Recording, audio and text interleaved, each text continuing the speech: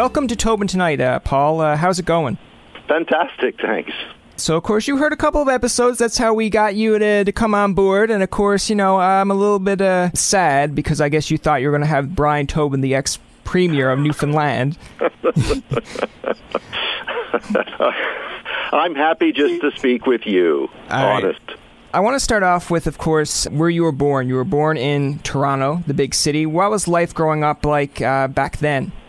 I'm from the tail end of the baby boom, and I was born in downtown Toronto, but basically I grew up in the suburbs when they were, building houses as fast as they could and laying down the sod, and we had portable classrooms in the schools as the sort of population was exploding. And it was, ultimately by the time I got to high school, I kind of thought we were kind of grunge and slackers before those terms existed. We just kind of did our thing and had a blast. So it was a good time. Downtown Toronto, to me, growing up in the suburbs, was a scary place, and you'd go down there, you'd put your life in your hands, but we'd go down often to buy records or look around and stuff. But I had a great time growing up in North York.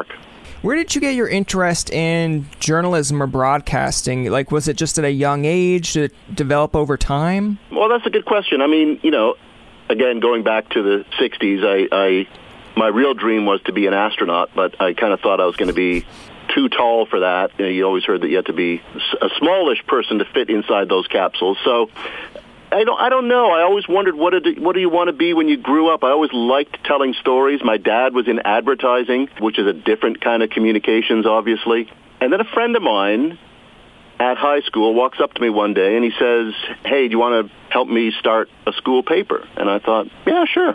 And so we did that, and I kind of loved it. And it's not much to connect the dots from then on. That made me apply to Ryerson for the journalism program, and I got in. And at that point, I kind of thought, well, it's interesting. And then the moment that kind of changed everything for me was when a couple of third-year students walked into our first-year class and said, "Who wants to volunteer for the radio station?" And I put my hand up because I thought it sounded fun.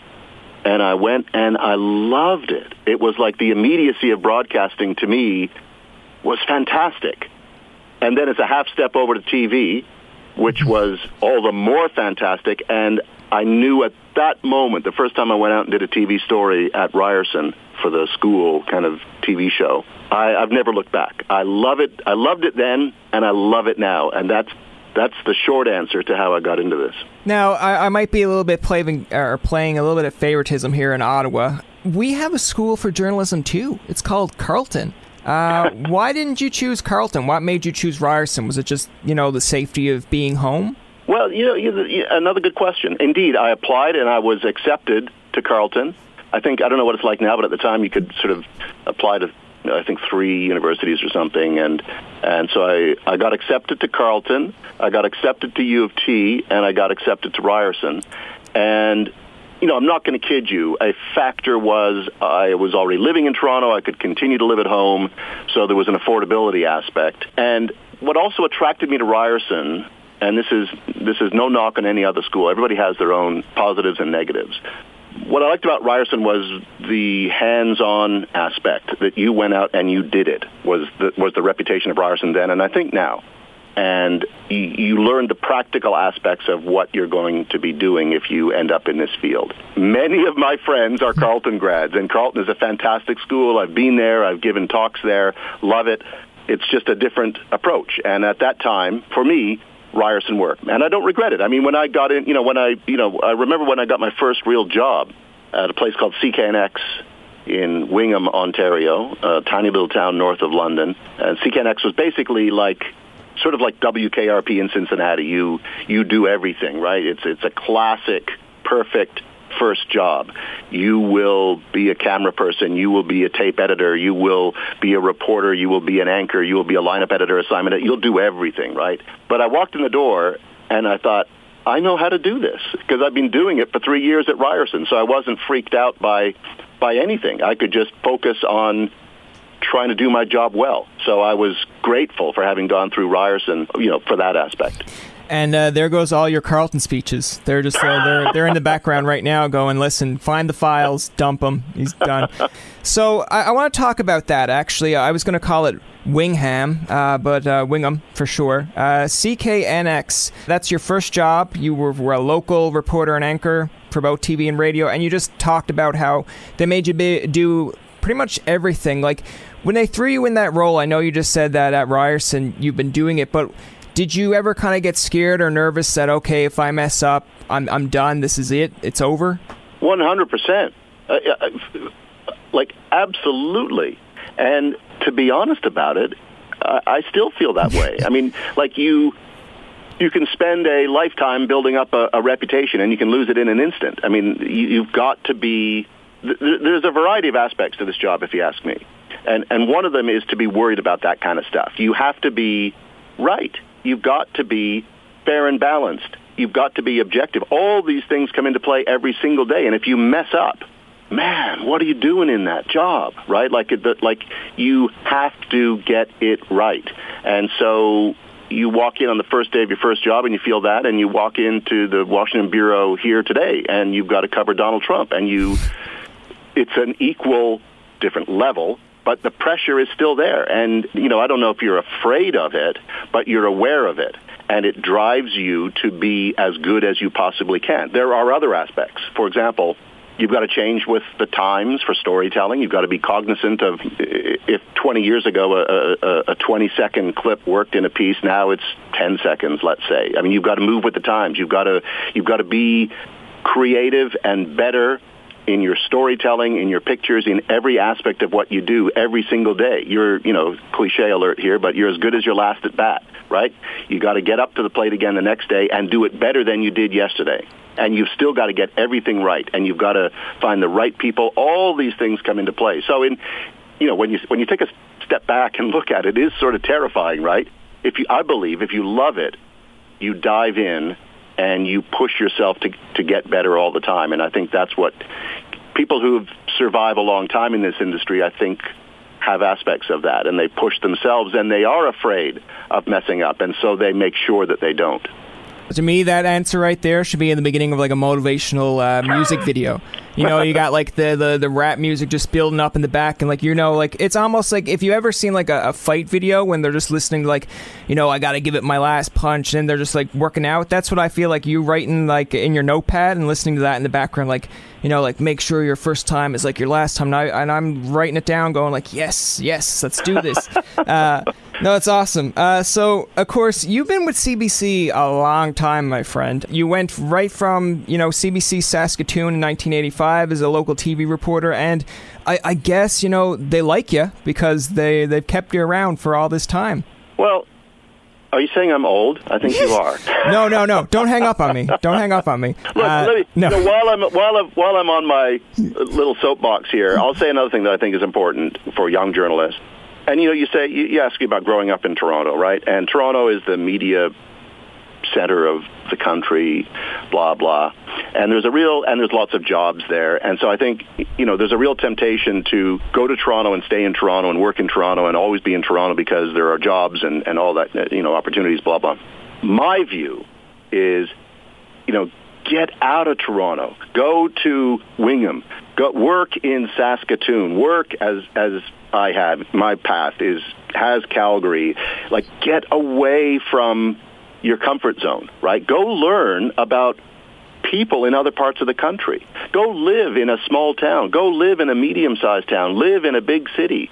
Understand the country. I believe that if you, not to sound preachy here, but if you have aspirations to, at a network or national level, be telling stories to Canadians from coast to coast, my God, you should know who those Canadians are. You should know what it's like to spend some time on the East Coast and the West Coast and in the North. Easier said than done. You can't necessarily force your path, but you should at least try.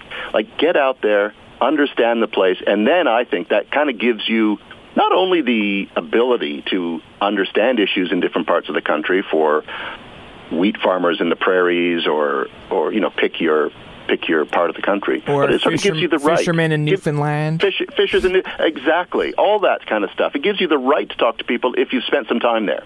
And you can't always live in every province for sure. But open your mind, and the best way to do that is early in your career.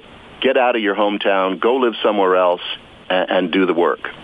I like that you mentioned that you can't report in like every province, because I'm not going to nitpick at you or anything, but this is my WrestleMania kind of entrance for you. He's reported from 10 provinces, 2 territories, and more than 30 U.S. states.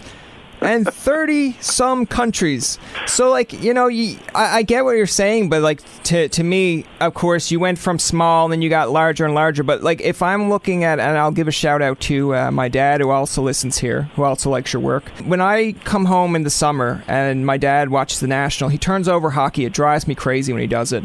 But when he does it, he'll say, look at Adrian, look at Ian, look at Paul. They've all started somewhere small, and now look where they're to. But he said at least people can relate to them because they didn't just start in Toronto. Like, they went smaller and then grew bigger. So I think that's a good point that you made.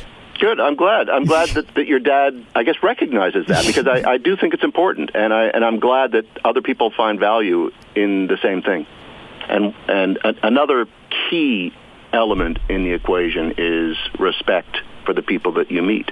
Whether you're on a monster-sized farm in Saskatchewan, or at the fishery, or in a mountain, or wherever, or at King and Bay streets in Toronto, respect the people you meet. And when you tell their stories, make that respect front and center. The people that you meet, what we want are little bits of their souls, in a sense. Like, we want to tell your story. We want you to be honest and open with us. And the quid pro quo is, I will be respectful of your story and tell it in a way that is true to the essence of you. I think if you make that a part of all your reporting and all your journalism, that comes through in your stories as well. And that people will say when Adrian shows up, and if they've seen her work, or Ian or anybody, they treat people with respect, and so therefore I will talk to them. You know, it's funny working in America. There's, you know, they talk about the First Amendment and the you know, the freedom of opinion and speech and all that kind of stuff. And there's a real willingness for people here to engage with journalists in a way that I think it's quite remarkable, and it's quite a fantastic and amazing aspect of Americans. But they want to give themselves to you in a sense. They want to be like open and honest with their story. Now, I kind of want to get back into your career a bit, but going off that point, I'm going to try to tie 2 things into one here, see how well I can do this. But, you know, 2008, you became the CBC Washington reporter, and it's interesting that you mentioned that with the States, because, you know, I find that in the States, when they come to a reporter like you, we understand what the media thinks maybe of the States with Donald Trump, and when they come and talk to you, it's kind of like them saying, here's our voice, here's the side that you don't see, and then, like you said, it's trying to make sure that you illustrate that to the best possibility, or the best, you know, outcome that you can. Let's talk about how you got that Washington gig first. Well, that's I got asked. Like any industry, you aspire to bigger places as you, quote-unquote, move along the ladder or up the ladder or whatever.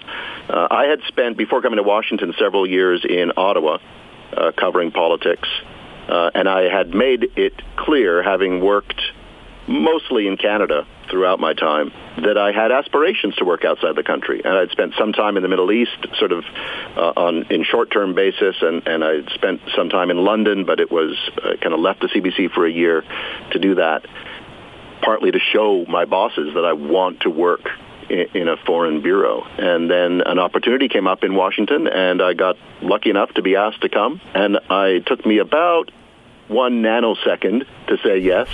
And next thing you know, I was driving down here. I got here 2 days before Barack Obama was elected, election night 2008, and I've loved it. I mean, it's been a crazy time. If you think about it, it began with the sort of historic nature of the Obama presidency and the intense interest in that, and now it's sort of the intensity on steroids with Donald Trump.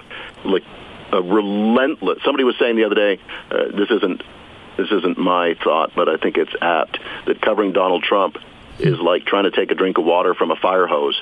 There was just so much news coming out every single day. My real fear is that you don't do it justice, that you miss things because there is so much stuff. And being President of the United States and covering the White House, all of it is important, but there's only so much time to do it. That's actually my concern.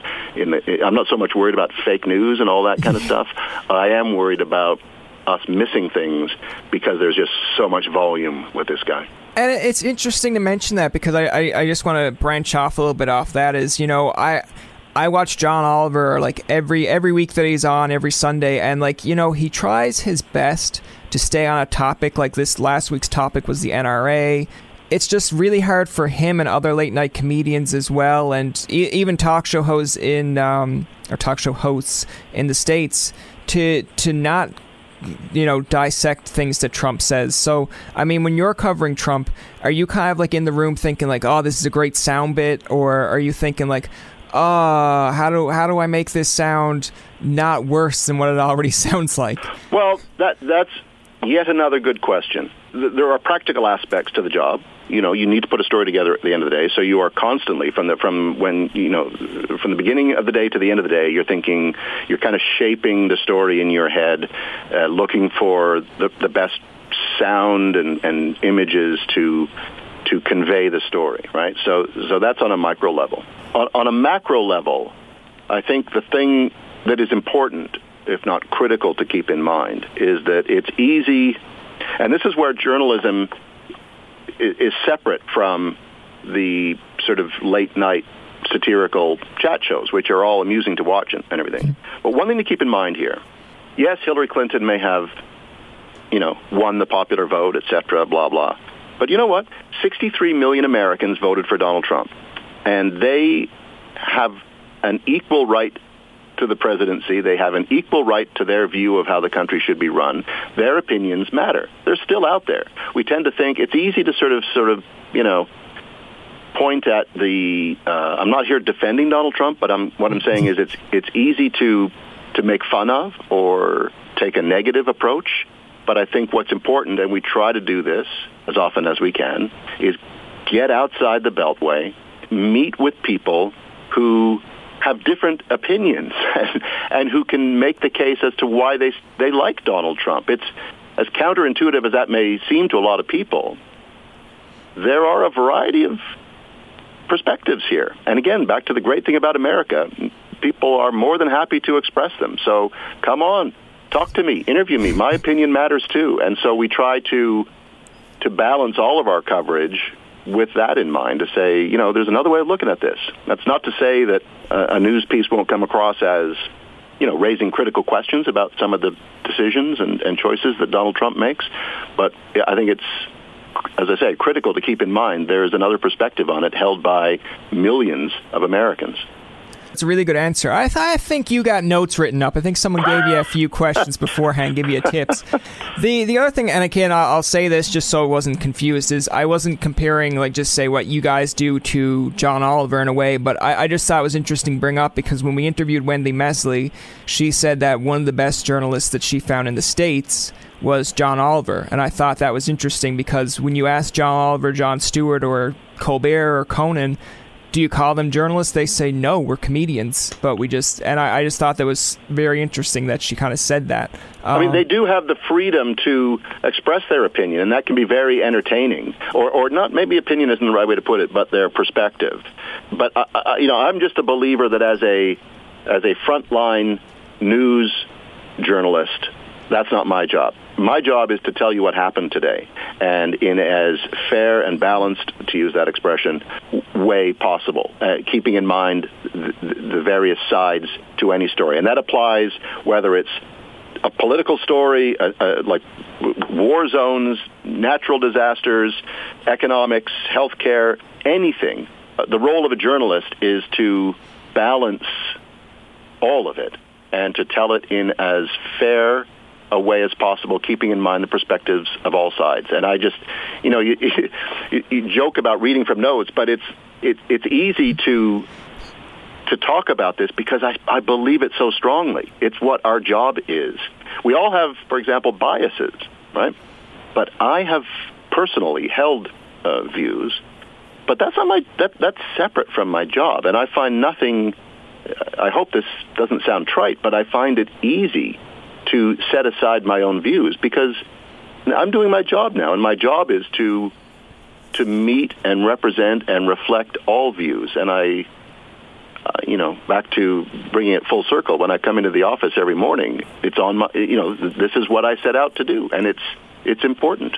The way I look at that, the way you answered it, is like, you're in a position of power as a journalist, but at the same time is you're coming in with an open mind, which is good, rather than you basically shutting down a whole group of people or a whole idea, and Exactly. then that never gets told. Yeah. I mean, you see how it's all interwoven, too. Not to get too analytical about it, but when I talked earlier about spending time in, living in, meeting people from different parts of the country, that's all a part of the same thing, because you learn that people in the West have a slightly different perspective on the way things should be run than people living in the North or people living in the big cities.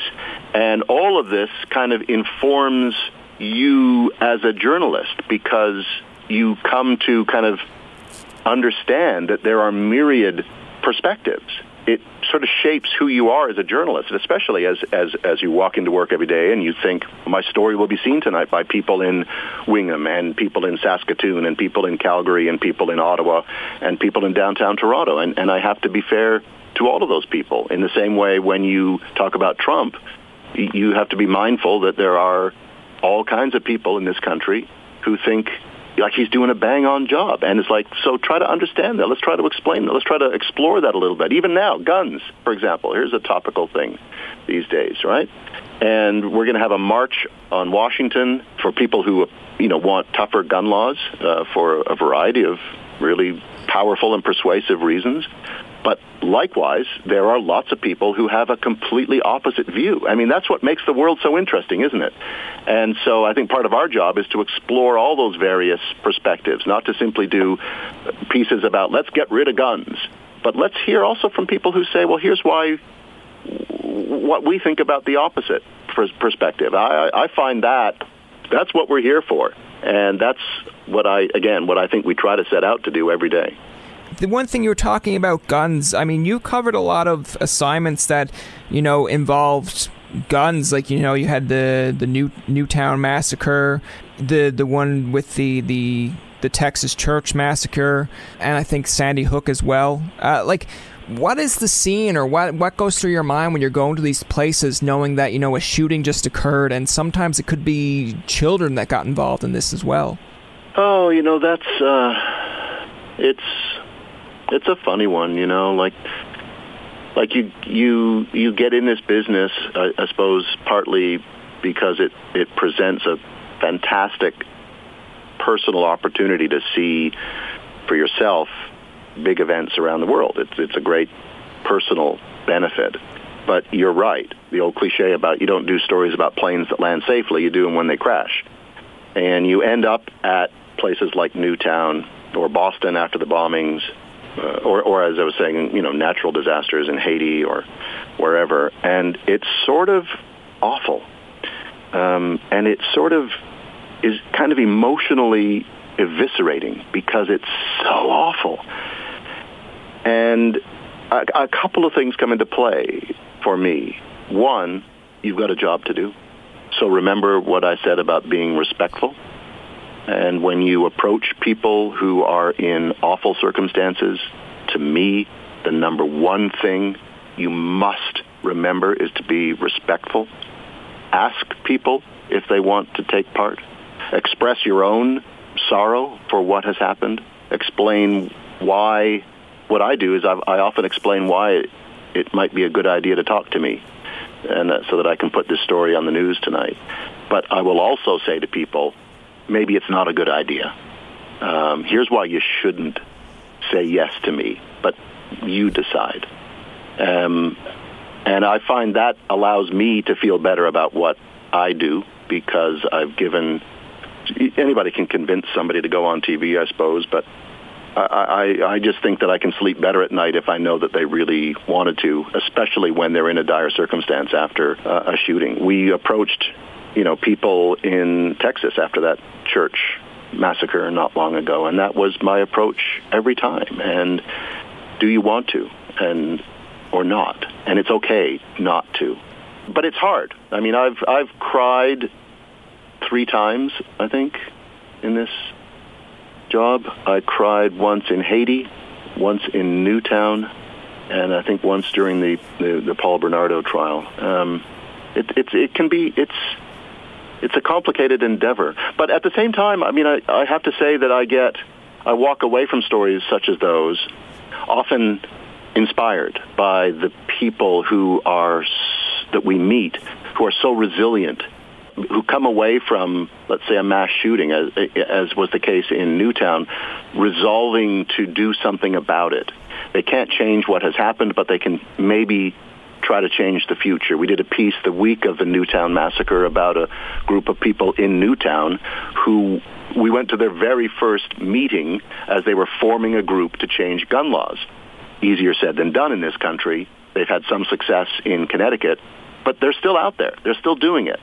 And I felt inspired by meeting those people, even as they were mourning along with their their neighbors in Newtown who had been eviscerated by what had happened. And yet, let's do something. And man, oh man, I walk away from that thinking this country, this world is actually a pretty good place if that can come from this. And so, when you do meet these people, as awful as it can be, I find that when you do your job, you can help people move forward. And I take comfort in that.